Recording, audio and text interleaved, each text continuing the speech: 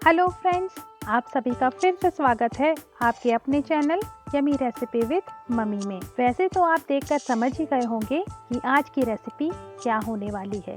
जी हाँ फ्रेंड्स, मैं आज आप सबके लिए लेकर आई हूँ खीर की रेसिपी, और वो भी मेरी स्टाइल में। वैसे तो खीर बनाने का अपना सबका अलग अलग तरीका होता है, लेकिन मैं यहाँ पर बहुत ही यूनिक स्टाइल से इस खीर को बनाकर तैयार करूँगी। बिना दूध पाउडर और मावा के सिर्फ 3 चीज़ों से हम इस गाढ़ी मलाईदार खीर को झटपट बनाकर तैयार कर लेंगे।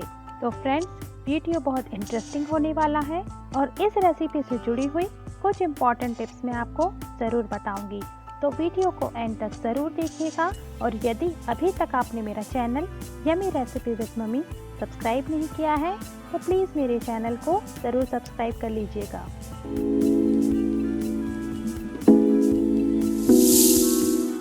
इसे बनाने के लिए मैंने यहाँ पर 3 टेबल स्पून चावल लिए हैं। वैसे मैंने बासमती चावल लिए हैं, लेकिन यदि आप चाहें तो कोई से भी दूसरे चावल का इस्तेमाल कर सकती हैं। किसी भी चावल से खीर उतनी ही स्वादिष्ट बनके तैयार होगी। अब चावलों को अच्छी तरह से लगभग 2 से 3 बार पानी से इस तरह से मसल के हम धो लेंगे, जिससे चावल की सभी गंदगी बाहर निकल जाए। और अब इसका हम पूरा पानी निथार देंगे। इसके बाद सबसे पहले प्रिपरेशन करेंगे।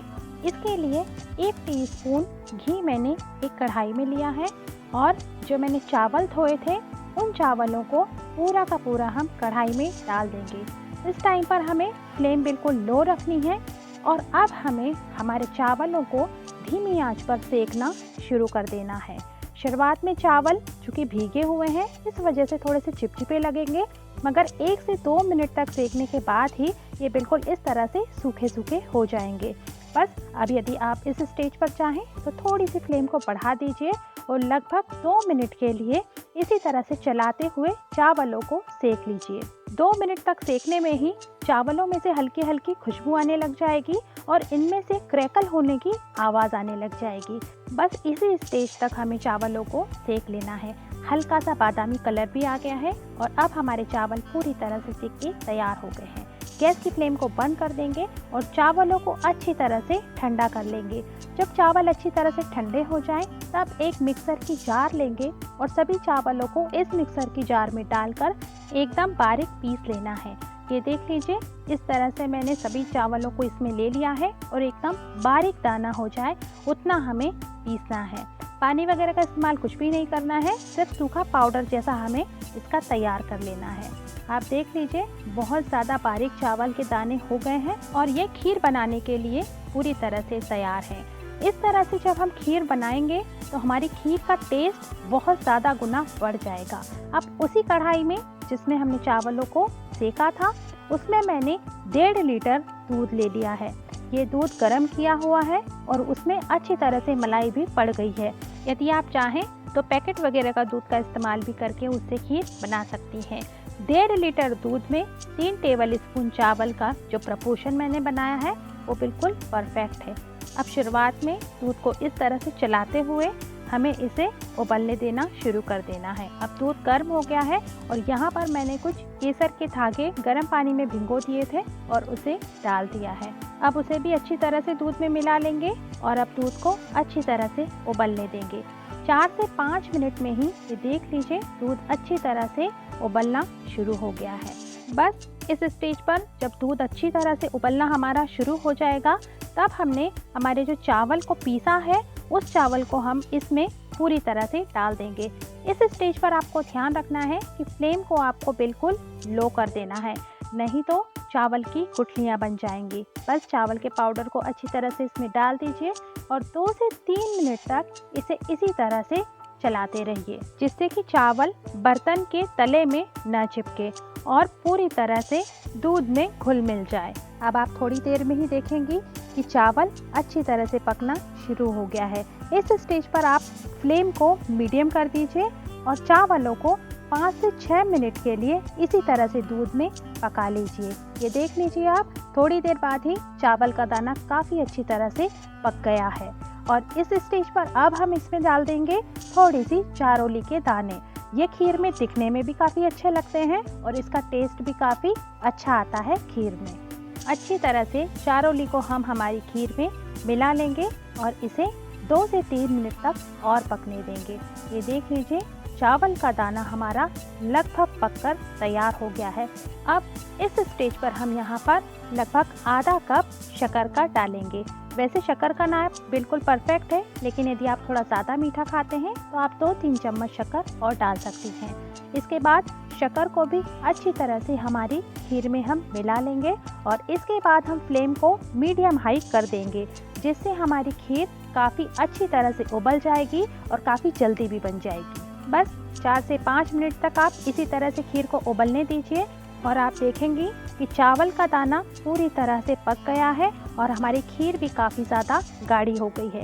इस स्टेज पर फ्लेम एकदम लो कर देंगे और अब इसमें थोड़ी सी बारीक पिसी हुई हरी इलायची पाउडर और 1 चुटकी जायफल पाउडर मैंने यहाँ पर बारीक पीसकर डाल दिया है। इससे टेस्ट बहुत ही अच्छा आता है। दोनों चीज़ों को हमारी खीर में हम अच्छी तरह से मिला लेंगे। यहाँ आप देख लीजिए कि खीर का कलर काफ़ी ज़्यादा चेंज हो गया है।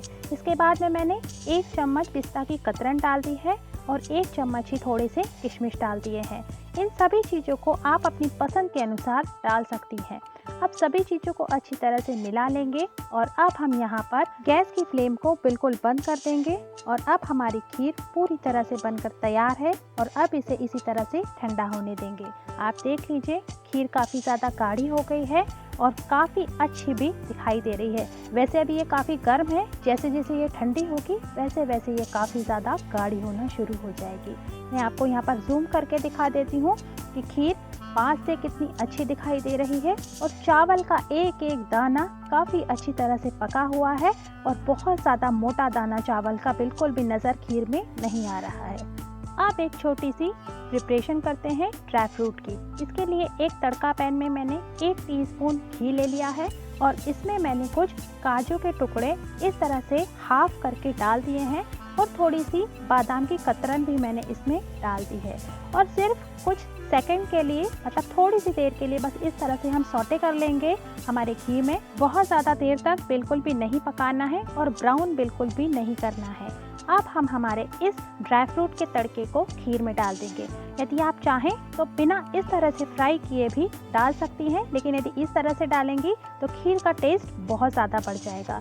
ये देख लीजिए, पूरी मलाई खीर के ऊपर इस तरह से जम गई है और हमारी परफेक्ट खीर बनकर तैयार हो गई है। सभी ड्राई फ्रूट्स को भी मैंने खीर में अच्छी तरह से मिला लिया है और अब हमारी खीर धीरे धीरे जैसे जैसे ठंडी होगी वैसे वैसे और गाढ़ी होने लग जाएगी और अब हमारी खीर सर्व करने के लिए पूरी तरह से तैयार है। वैसे आप यदि चाहें तो यदि इसे पतली रखना चाहती हैं तो आप दूध की मात्रा खीर में बढ़ाकर भी खीर बना सकती हैं। तो फ्रेंड्स, उम्मीद करती हूँ कि आप सभी को मेरी ये खीर की रेसिपी ज़रूर पसंद आएगी।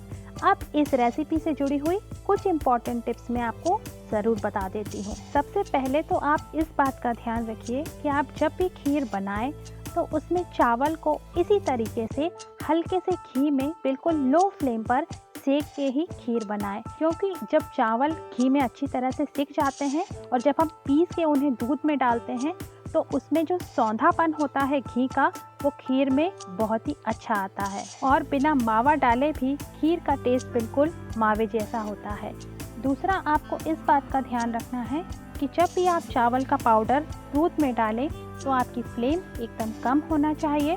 उसी वक्त आप चावल का पाउडर दूध में डालिए, इससे किसी भी तरह की गुठली नहीं पड़ेगी और चावल का पाउडर डालने के बाद कम से कम 2 से 3 मिनट तक लो फ्लेम पर ही एकदम खीर को चलाते हुए आपको पका लेना है। तो फ्रेंड्स, इन्हीं सब बातों के साथ आपको मेरी ये रबड़ी वाली मलाईदार खीर की रेसिपी कैसी लगी मुझे कमेंट बॉक्स में कमेंट करके ज़रूर बताइएगा और इस खीर की रेसिपी को एक बार तो अपने घर पर ज़रूर ट्राई कीजिएगा। और आज आपको यदि मेरी ये वीडियो पसंद आई है तो प्लीज़ मेरे चैनल को ज़रूर सब्सक्राइब कीजिएगा और इस वीडियो को ज़रूर लाइक कीजिएगा। तो जल्दी मिलते हैं किसी न्यू और इनोवेटिव रेसिपी के साथ। तब तक बने रहिए यम्मी रेसिपी विद मम्मी के साथ। Thanks for your time.